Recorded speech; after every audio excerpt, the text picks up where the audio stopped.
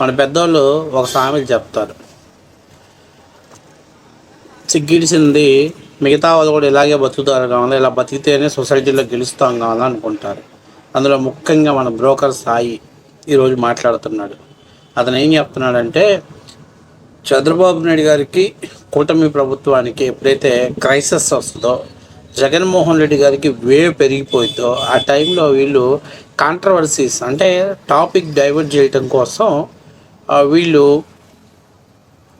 కావాలని ఏదో ఒకటి క్రియేట్ చేస్తారు అని చెప్పేసి మాట్లాడుతున్నారు. అంటే ఒక రకంగా ఏం చెప్తున్నారంటే, జగన్మోహన్ రెడ్డి గారికి గత 5 ఏళ్లలో మీకు తెలుసుగా, జగన్మోహన్ రెడ్డి గారు ఎప్పుడైతే పొలిటికల్గా డ్యామేజ్ అవుతాడో, ఎప్పుడైతే పొలిటికల్గా క్రైసిస్లో ఉంటాడో, ఆ టైంలో అప్పుడులో కొంతమంది పొలిటికల్ బ్రోకర్లు ఎంటర్ అయ్యేవాళ్ళు. అందులో మనం ఉండవల్లి అరుణ్ కుమార్ గారు లాంటి వాళ్ళు, అట్లాగే ఇంకా కొంతమంది ఎంటర్ అయ్యేవాళ్ళు. సో ఇప్పుడు ఏమనుకుంటున్నారంటే, వీళ్ళు అసలు గతంలో మనం అలా చేశాం కదా, బహుశా వీళ్ళు కూడా కావాలని ఇలా వాడుకుంటున్నారేమో అనే బ్రాడ్ మైండ్ సెట్తో ఉండి వాళ్ళు అలా మాట్లాడుతున్నారు.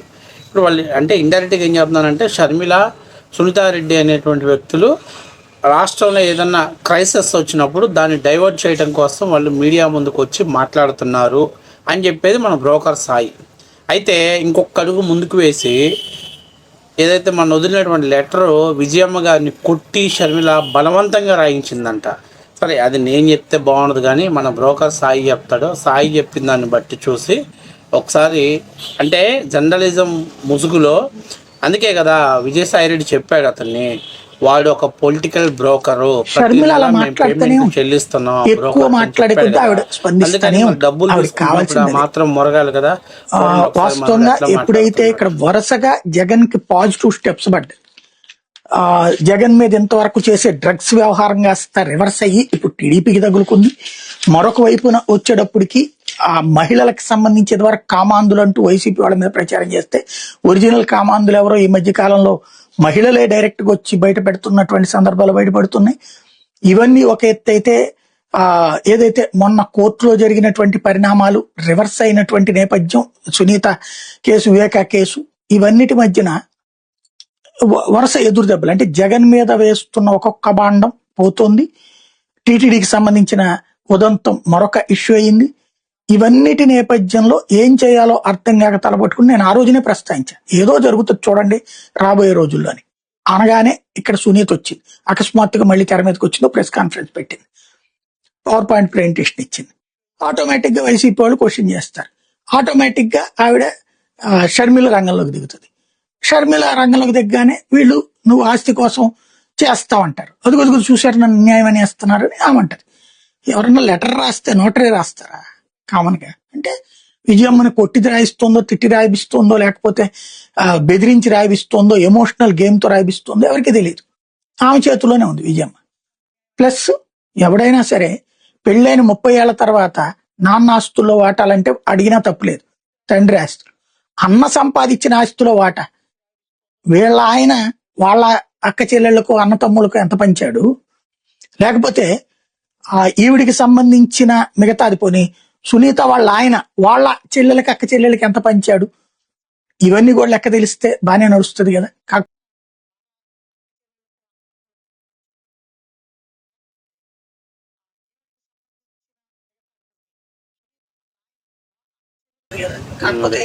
అదే బ్రోకరిజం అలా ఉంటుంది. డబ్బులు ఇస్తున్నాడు కదా, ఇప్పుడు డబ్బులు ఇస్తే ఎంత పర్ఫార్మెన్స్ చేయాలో అంత పర్ఫార్మెన్స్ చేస్తాడు.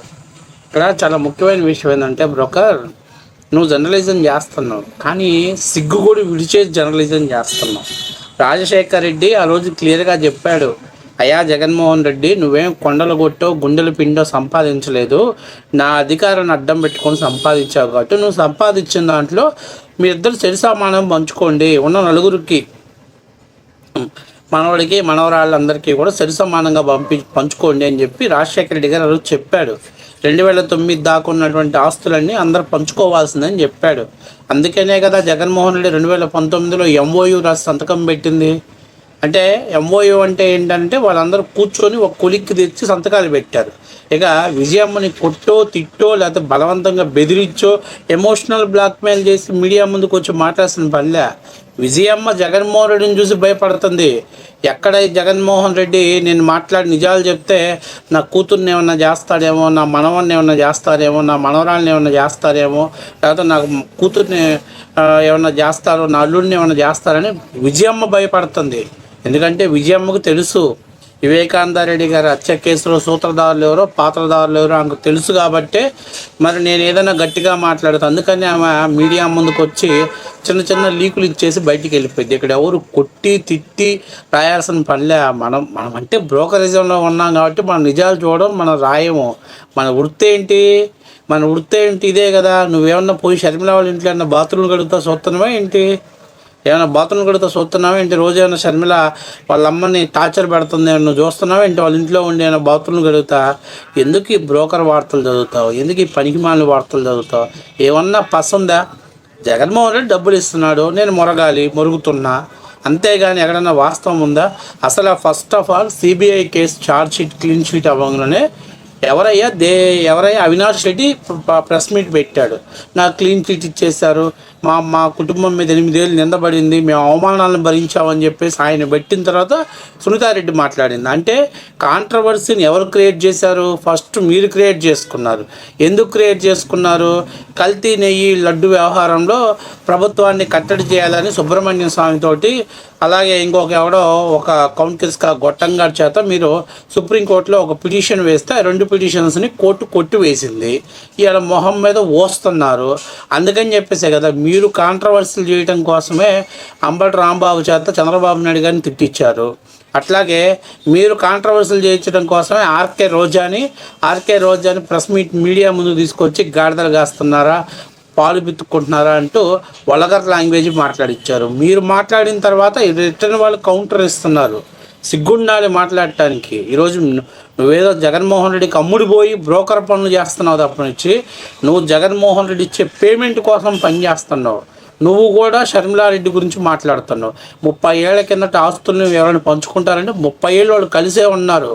మరి ఆ రోజే పెళ్ళి అయిపోయినమ్మంటే అమ్మ ఇదిగో నీ బతుకు నువ్వు బతుకుపో నువ్వు అని చెప్పేసి వాళ్ళకి ఏదో ఇచ్చిన దాంట్లో ఆయాలో షర్మిలాని వాళ్ళ భర్తని పక్కకు తోలేయాల్సింది కదా. మరి అన్న అరెస్ట్ అయిపోతే నేను అన్న వదిలిన బాణాన్ని అని చెప్పేసి షర్మిలాని ఎందుకు తిప్పుకున్నారు? పాదయాత్ర ఎందుకు చేయించుకున్నారు? 2019 వరకు ఎలక్షన్ క్యాంపెయిన్ ఎందుకు చేయించుకున్నారు? ఇవన్నీ వాస్తవాలు. నువ్వు బ్రోకర్ వై కప్పెడితే దాగు, ఇవన్నీ నిజాలు. ఏంటంటే మనం ఎలాగో జర్నలిజాన్ని నమ్ముకున్నాం, వృత్తిని నమ్ముకున్నాం, బ్రోకర్గా మారాం. మనం ఏదో ఎక్స్పెక్టేషన్ చేసి మన మీద ఉన్న అభిప్రాయాలు ఇంకొకరి మీద వృద్ధి అవసరమా సాయి బ్రోకరిజం? అందుకేగా విజయసాయిరెడ్డి క్లియర్గా చెప్పాడు, బ్రోకర్ సాయి అనేవాడు ప్రతి నెల మేము వైఎస్ఆర్సీపీ ఆఫీస్ నుంచి డబ్బులు ఇచ్చి వారి చేత వీడియోలు చేయించుకుంటామని చెప్పాడు. కాబట్టి వాళ్ళు డబ్బులు ఇస్తున్నారు కాబట్టి దాన్ని తగ్గట్టు న్యాయం చేస్తున్నావు. ఏం కాదు చెయ్యి, కానీ ప్రజలు ఎవరు నమ్మే పరిస్థితులు లేరు. ఈరోజు వాళ్ళకి అన్యాయం జరిగిన మాట వాస్తవమే, ప్రజలందరికీ కూడా తెలిసిందే. నువ్వేదో కవర్ చేయాలని ప్రయత్నం చేస్తున్నావు. ఆ పప్పులే ఉడకం అనేది వాస్తవ విషయం.